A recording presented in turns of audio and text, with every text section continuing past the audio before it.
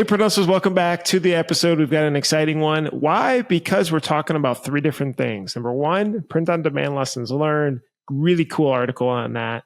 Number two, VAs. Steven gets asked every single other third, fourth week how to use VAs and what roles are the best used for. We share some of our lessons learned and exact roles that you can start doing today. And then a really cool quote about your time as an owner.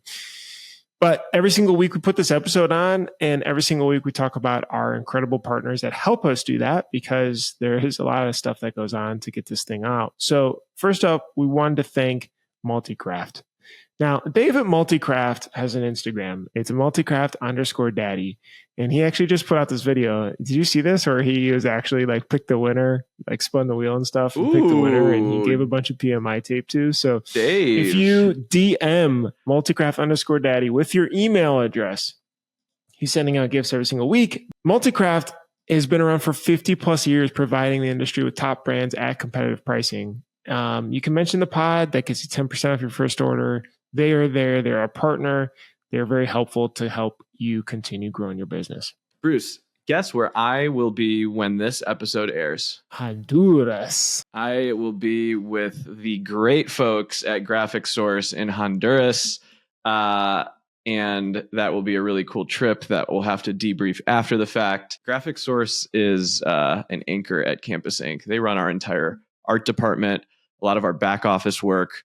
And if you need a solution to improve efficiency and reduce costs in your art department, you should absolutely hit them up. They offer industry-leading outsource options for your shop by truly becoming a part of your team. They plug and play with Printavo, other shop management softwares. And when it comes to SEPs, mockups, creative art, order management, embroidery, digitizing, back office admin, and customer service, there's no better company in our industry to work with. They have over 40 years in the game. They really get it. And they have a proven track record of success. They will literally outline how your screens should be burned and will know exactly what press you have. And they will make sure that all of your SEPs are beautiful. Use the code PrintavoPod24 for 50% off your first vector, SEP, or embroidery order. This time of the year, it's all about making sure you get on their list so that you can get a new artist in the new year. Hit them up. Thanks so much, Graphic Source. Easy Way. Spending hours cleaning dirty screens is a thing of the past with Easy Way screen printing and screen cleaning chemicals. Their innovative formulas are designed to work quickly and effectively, so you could spend less time cleaning, more time creating. Campus Ink, big Easy Way shop as well. Alex and the team are super helpful. They're very passionate about all this stuff. I mean, they're manufacturing all kinds of really cool stuff. And they've got tons of really cool resources on easyway.com and advice to be able to help. So if you're stuck, reach out. Thanks so much, Easy Way.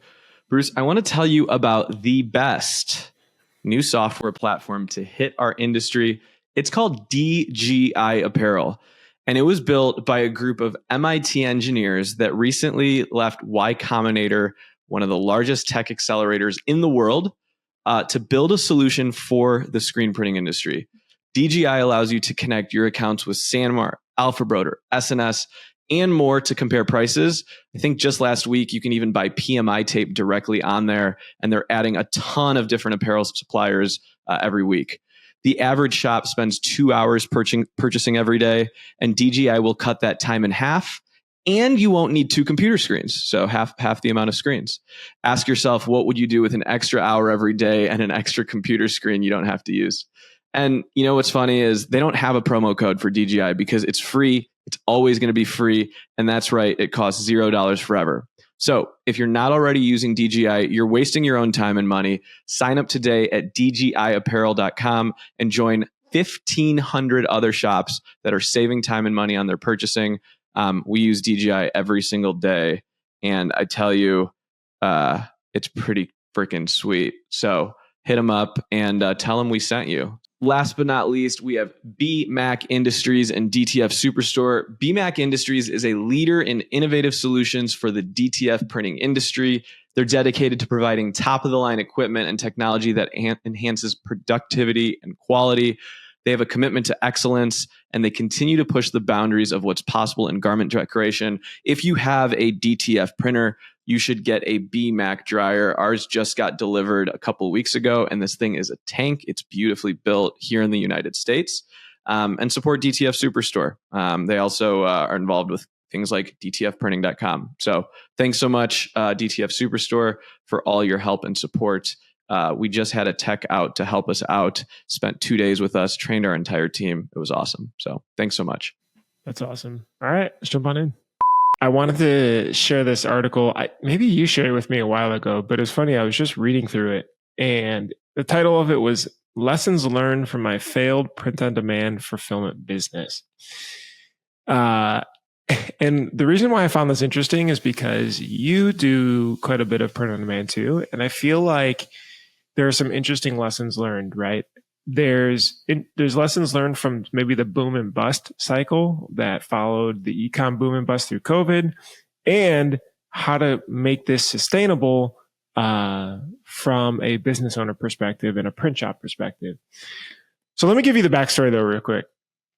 This guy, Travis Ross, of which, Travis, if you listen, thank you so much for being so transparent and sharing this. I know it's a hard thing to do.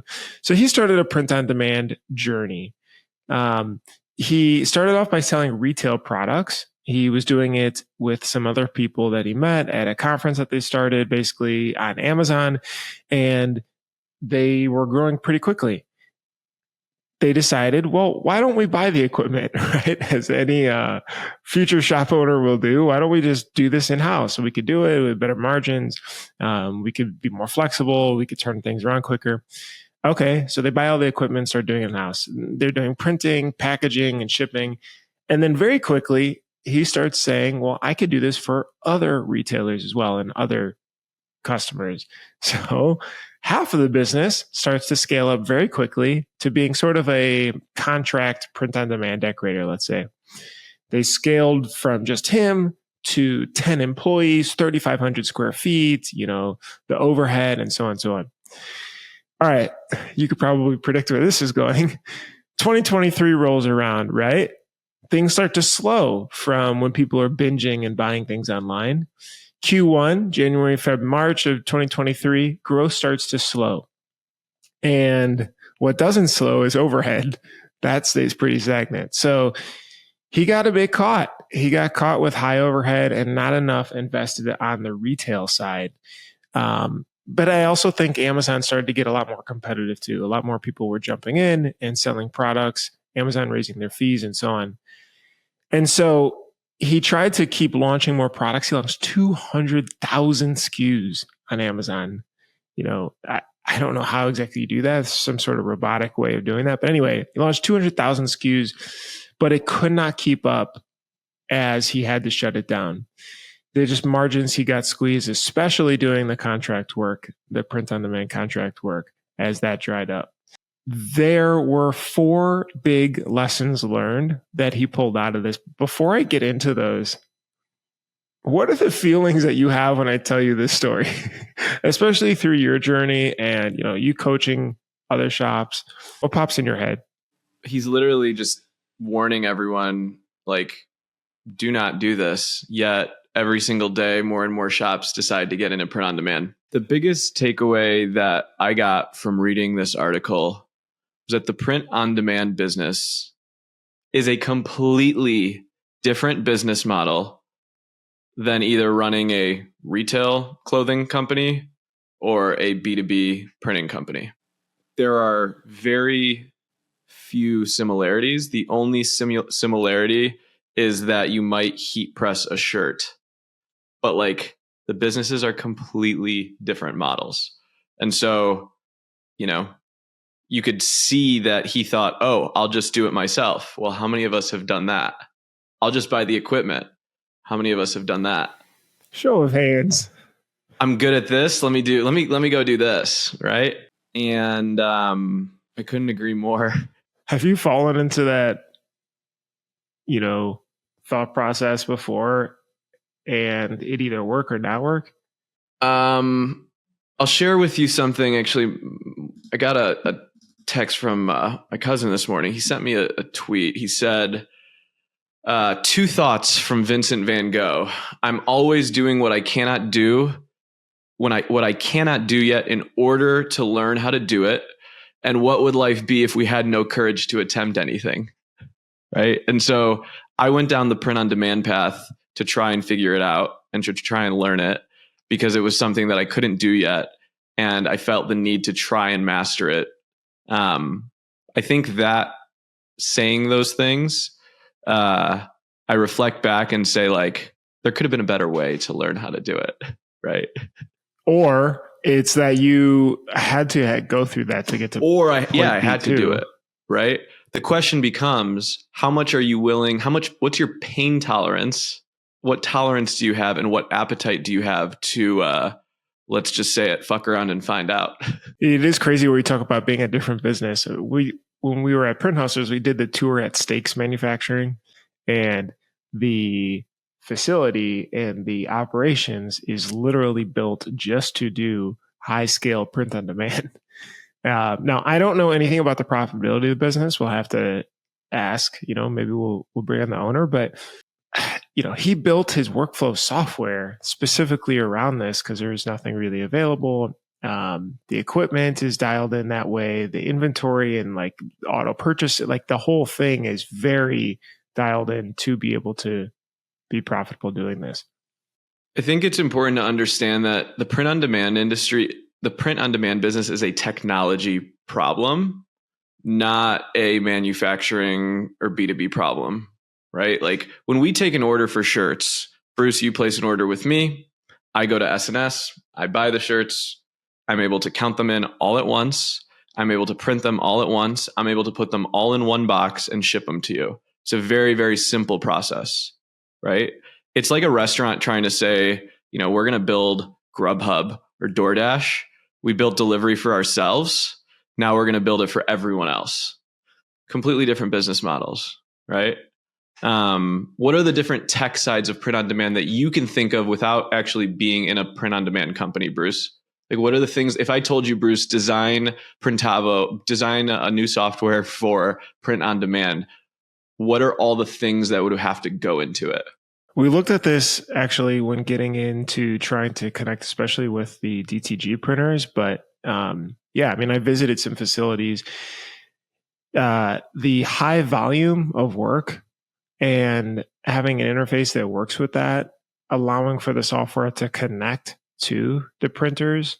Now, at the time, obviously, there wasn't much heat transfer work. So it was more, people would have like these rows of DTG printers.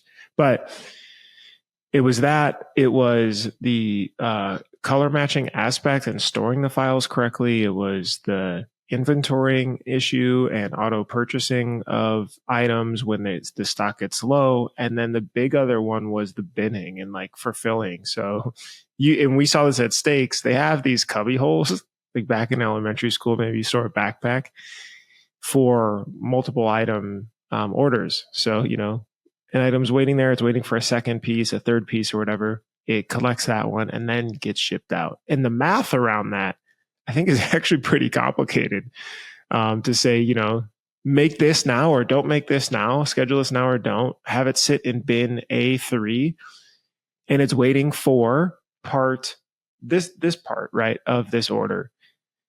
It was a lot. And it for us, it was like, oh, okay, this actually is truly a secondary. This is a separate business. And on top of it, the integrations you need to connect to different e-commerce providers, right? And so if you're doing print on demand for yourself, you might need to connect it to Inksoft or Shopify or Squarespace, right? And how do you actually flow those through a system, right? And then if you want to try to do it for someone else, you want to integrate with their technology, which could be a completely different technology stack, right? And so I had the privilege of visiting Printful's facilities about a year ago. It was like an Amazon fulfillment center in the way that it operated and optimized. I mean, they had people, they take the least amount of steps. It was a work of art. And me and our director of e-com looked at each other and said, like, we couldn't do this if we tried. This is a work of art, What did that change your thought process? Because I'm sure, you're very gung ho and you're like, we could do it. Like anyone, right, that's running a business that's like, we'll figure it out. And then when you start seeing that, does that change how you would want to execute, saying maybe we should be more sales driven, or maybe like 100%. I mean, first of all, I saw 20 Cornette machines. So I'm just counting in my head, like, okay, that's 15 or $20 million right there. Right. And then, when I asked them, like, so what happens if there's a partial order? And they have this massive wall of these like storage places. It tells you to put it in this bin, and then it knows how long it's been there. And if it's been there for too long, it'll notify you that there's something missing, like partial orders, right? And QC. And so we came back saying, we're going to do what we do really well. And there's a certain type of on-demand printing that we do, right? With DTF, with a certain amount of SKUs. And then we are going to connect to other partners to do the harder stuff. We're not going to try and do that, right? And so there's only a certain amount of colors we have at Campus Ink with only our designs. We don't do it for anyone else. And it is a very manual process. There is no like one beautiful technology that we have to do it. And so it was apparent to us that I was not jealous of Printful. I applauded them. I was like, I don't want that. And so we're just going to be great partners. For people that do those stores and more print on demand and or plug into a Shopify, are there areas where you think that it does work or is more profitable? Is it just directly working with the customer, the end customer, and that way your margin is higher? The only reason it works for contract? The only reason it works for us is that it's our own brands that we're running, right? Meaning the margin on a t-shirt is so much different when it's your brand, right? And so if you were to go to the NIL store right now, Bruce, and buy a t-shirt, that t-shirt is $39.99. Now we have to pay the athletes, we got licensing, we have royalties, all that stuff. But I'm not working with another company that's charging $39 and then I'm only getting $4 or $5 a print. I get a bigger margin, which is, the reason we own our own facilities and do it in-house that way, right? So I think margin is super important to think about. When you start going to piecework or this like print on demand, you can't use the same margins that you did in your typical business. The margins have to change completely because it's very high touch, right? There's a lot of human interaction with it. It's a much slower process. What? This reminds me of direct to consumer or contract. And underneath those two columns is the way that it's made. And it doesn't necessarily even matter. So whether it's, bulk manufactured or it's printed on demand, it's still a calculation around what are your actual margins. And the contract side is just a very difficult one to make work. And this is what Travis found out. Yeah. And in contract screen printing, high volume, high speed. In contract print on demand, volume could be volatile. Speed does not necessarily increase, right? You can't run faster presses, right? You have to buy more DTGs or more DTF machines, but it's not like it's run 10,000 shirts in a 2-day shift. It's, like cattle herding. It's so much harder to do. So Travis went back to the drawing board after this. After he closed down the facility, he went back to the drawing board. And now he has 750,000 SKUs on Amazon, Shopify, Etsy. And he has basically redone the business to now push forward and be more profitable. And there's 4 things that he pulled away. And some of them I feel like I didn't pull from his list. I pulled from what he wrote about. Number 1, he said, I'm outsourcing all fulfillment. We're not touching any equipment. We're just focusing on being essentially a sales org. Number 2, he used overseas VAs, virtual assistants, to reduce overhead. So, I know you're a big proponent of VAs, which I want to talk about after for a little bit, but he used them to be able to help run this business. Number 3, he really watched different product and product category margins. So he says it's easy to let wholesale and contract work take up the volume with less margin, and you're busy just being busy. And so he was very careful and really looks at the margin of those things. And then lastly is the P word, profit. Like he just says that it felt like, everyone's ego drags you to want to push top line growth, but not really care as much about the profit margin. So he is totally focused on the profitability of the business and literally just the income that it drives to him, and less about the top line. He said it was a fallacy. What do you think? Travis is very right.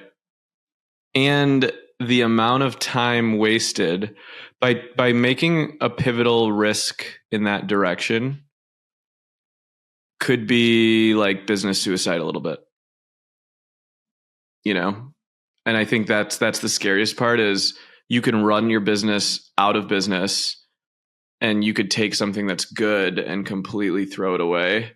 And all the time you spent on it, like the mental bandwidth, it's exhausting, it's taxing. It's not for the faint of heart. And so I think, all things considered, if I were to start it over again, I would have done things way differently. Really? And I have those. How so? Dude, we tried like 3 different warehouse management systems. Gosh, this could be a whole nother episode, right? The biggest thing the wisdom that I learned along the way is figure out what you can do and you're good at that is low risk, and make your business as elastic as possible with other partners, right? And so what I mean by that is, we use Swag Space, we use Printful, right? We have different tools that we outsource to, right? And when we did that, we could all sleep at night and we could focus on sales and marketing way more, right? Just learning to know that it's not about doing everything yourself, like that ego pride thing, like swallowing that early on. I wish someone would have told me, and I would have saved like 3 or 4 years. I mean, I have some old podcasts where we went through like some dark days. So that was the article. I mean, you guys can read it in the description. It was a nice short read, but again, thanks Travis for being able to share. He did talk about the VAs. I wanted to ask you, we use them a little bit and I'll share our stories, but I think yours is more relevant. The different types of roles I want to talk about, and like what are the best roles that you could just rifle off. And then B, having done this now for, I don't know, 5+ years, you think are the best practices for using virtual assistants, some of the things like the to-dos and not to-dos. Yeah. So I think first thing to tell shops is, I get text messages. The number one text or DM I get is, what do you use VAs for? Like, I think I get that maybe 1 or 2 times a month. We call them offshore associates. They're part of our team. They're not assistants. They do everything in the business except for printing shirts. There isn't really a task that we don't give them to do. There are so many different things in the company they do now. Today, there's over 20 plus offshore associates at Campus Inc. Right. And it started with using, actually US VAs first. So one of the first VAs that we hired was through Chelsea Brinkley, if you remember her. And that was just like part-time fractional VAs to do very specific tasks. And so, what's cool about Chelsea Brinkley, it's like moms that want to get back in the workforce kind of thing, but only want to work 20 hours a week. And so that's what we started with. And it was like, just handle building online stores, right? And that's chelseabrinkley.com, by the way, CHELSEA, Brinkley. Yep. And now one of a huge leader in our company that works on our accounting team came from Chelsea. Once we did that for about a year and it was like working with a US employee, then I was like, okay, let's see what we can do here. Right. And so that's when we started with Graphic Source. Right. And Graphic Source, is an incredible partner at Campus Inc. I think 6, 7 artists now. But it was nice because Graphic Source helped manage them. right? They helped me build the infrastructure. They helped me build the SOPs. Like they held their team accountable. We were learning it together a little bit. And I think that was really, really important. Does that make sense? I'll stop there. Do you have any questions there?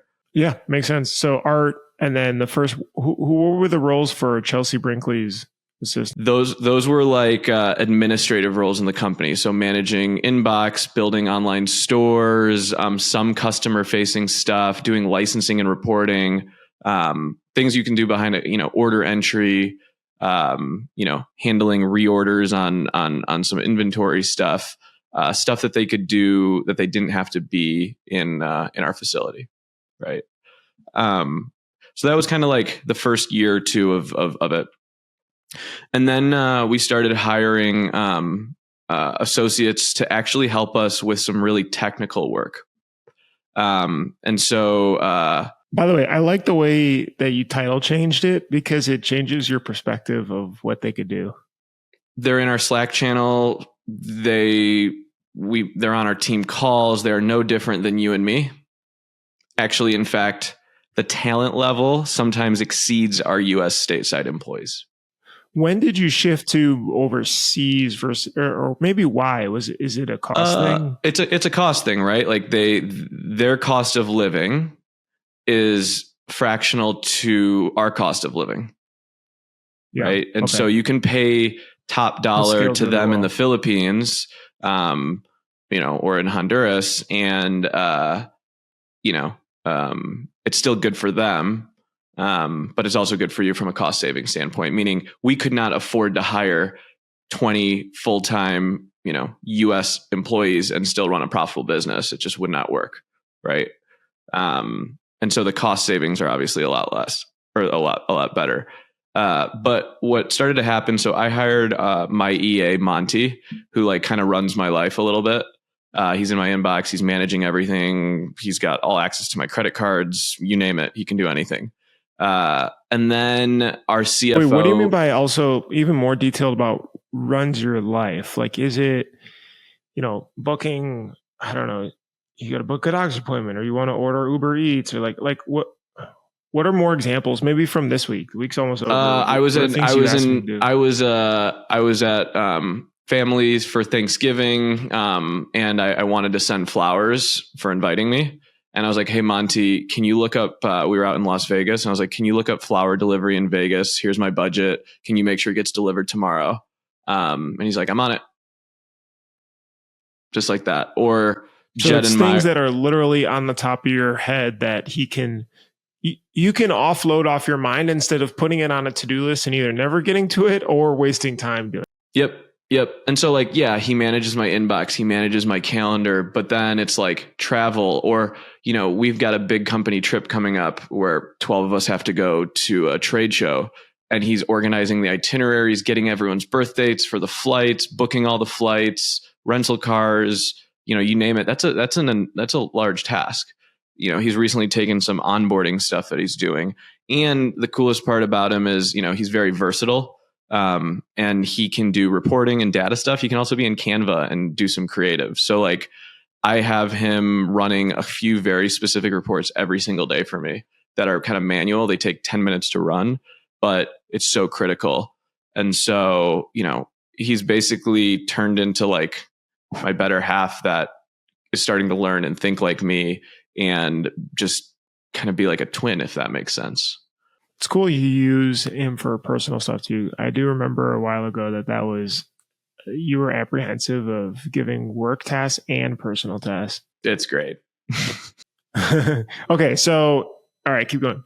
Let's keep going. Okay. And so then our CFO, Steve Watson, he's like, let's see, I've heard about assistant bookkeepers that can help me out. So our CFO, Steve, he's a CPA, right? He knows finance, accounting inside and out, but we were starting to offload kind of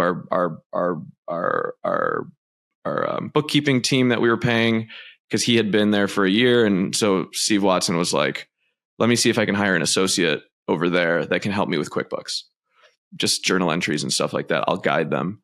And sure enough, he hired one, and they turned out really good. They were perfect, like professionally trained in QuickBooks. They knew it really well. And so he just like met with them and taught them how to do it. And now, they're doing all the journal entries and stuff like that. And then he's like, okay, maybe I can find someone to do licensing and royalty reporting, because that's a very, very daunting task at Campus Inc., right? Millions of SKUs. And so he created a role and he hired for licensing and reporting, right? And that's all they do.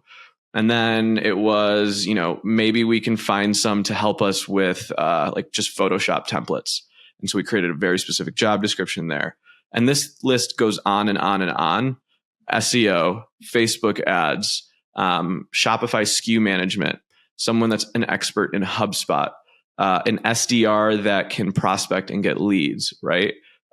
Once this unlock for us happened, that a virtual assistant is no less talented or qualified than a US employee, we're just like, let's see how, because they're one of us, right? They put on the same socks you and I do every day, and they're amazing people. They're just on the other side of the world. So, that's how our company scales. And my goal for the company was I would love to see a 1-to-1 ratio of someone overseas to someone stateside. That would be pretty cool. Right. Did it take you some time around the trust side? Because I could see the thought of, you just talked about giving credit card numbers and stuff to someone overseas. I did the same after a few months, and then making sure that they could literally act as me, calling. For me, it was, I don't know, call this state because we have this letter that we have to register, blah, blah, blah. And then you could patch me in if you need, or call the vet and schedule, these dog appointments, whatever. Was there time, or do you just do the opposite and they screw up and you rehire or backfill them? With some of the services we've used, like the hiring services, they have they do a lot of vetting ahead of time. So it's good to go through an agency, right? Whether it's a graphic sorts or support shepherd. Which one is that? Is that somewhere.com? Somewhere.com. Yep. That's formerly support shepherd. It's nice to have a vetting. They do the background checking, they qualify them, and you pay a small fee, a percentage of their salary. And they give you awesome candidates. They're kind of in their network a little bit. So we did that for the first, dozen hires or so. And that helped us out quite a bit from a trust standpoint. And again, they're humans just like you and me. There could be someone in my print shop that can steal from me. There could be someone on the other side of the world that can steal from me. What's the difference? Whether I can see it here or see it behind their computer. So, we are excellent communicators. We use a tool called Insightful. Have you heard of Insightful, Bruce? Insightful is made for like call centers where you can see their screens and it can track activity. So they log into it every day, and we don't check it religiously, but it shows just screen time, what they're on, what tools they're using. If it says like, oh, they were in QuickBooks all day, that's great. It does some capturing if we ask it to do it, and it'll actually show efficiency. And so anyone that's remote, offshore, has to use that tool. And that's more just like for a security thing for us. And so we use that to log just about everything. It's insightful.io. Mm-hmm. Yeah. I'm giving away too much. So part of it, yeah.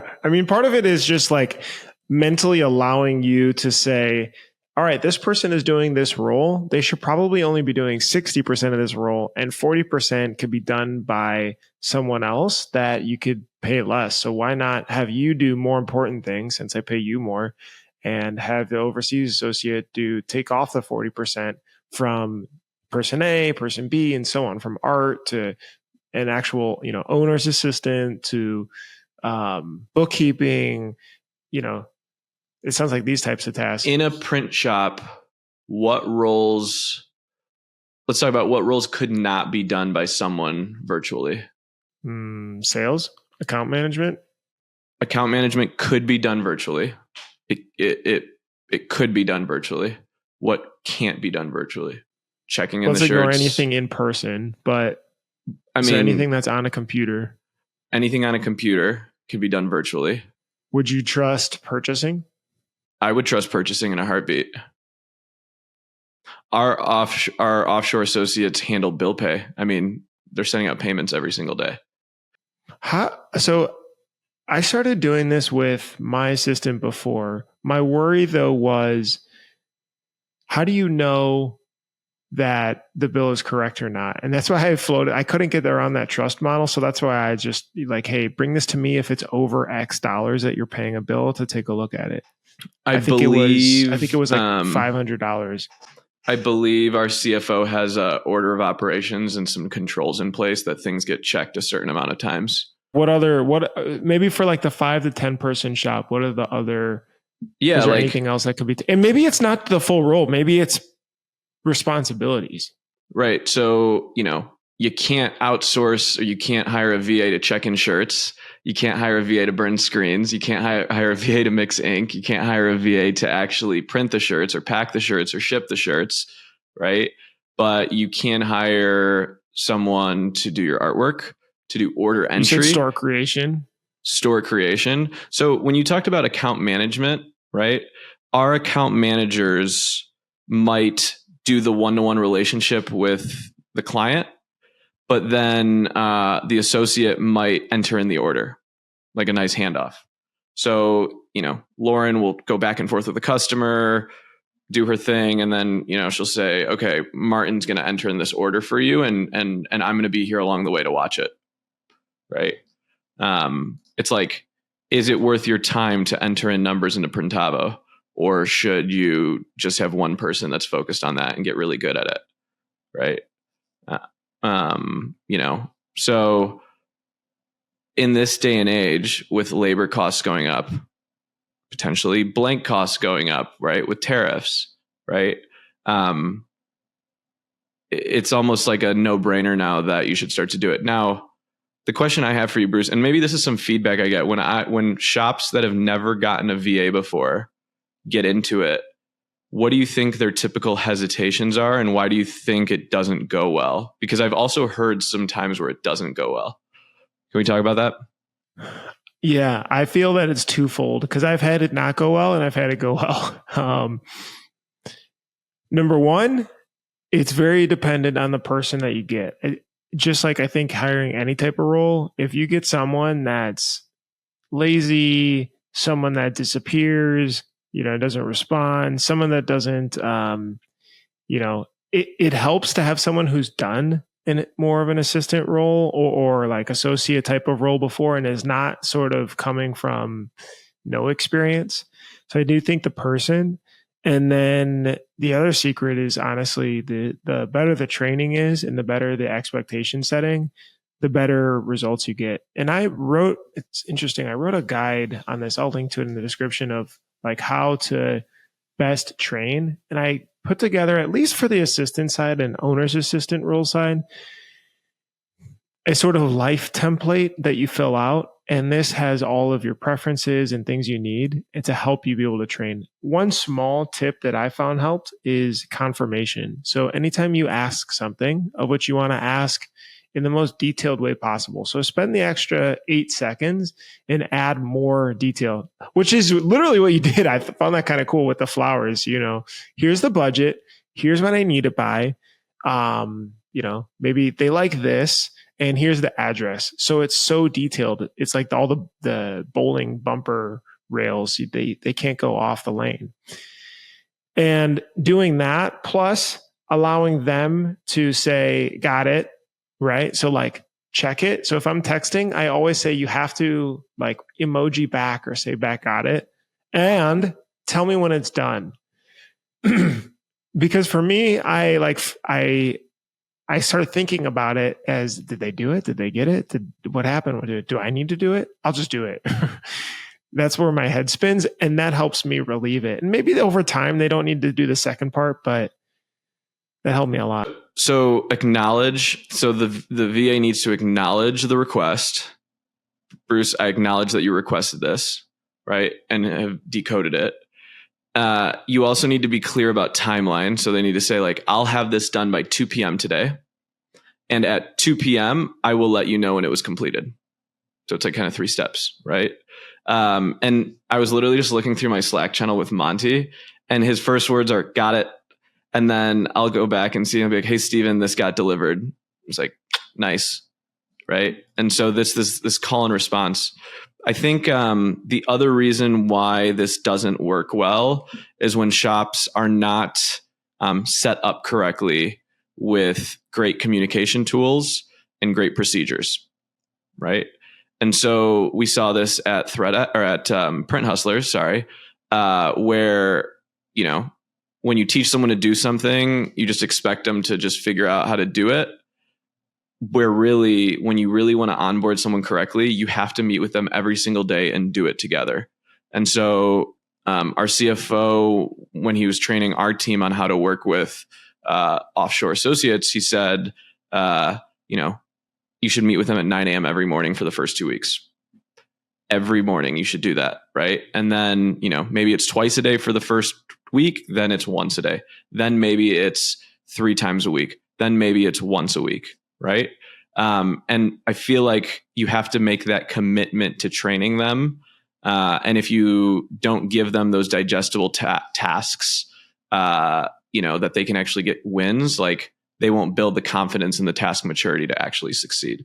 And so I think one of the faults is the actual training and onboarding using Looms, using Slack, and having that structure in place. Yeah, I will say the first overseas hire is very difficult to get used to and to do all this stuff with. So expect that mistakes will be made, but good luck. I think it'll be a great ROI. Okay, I think we covered VAs.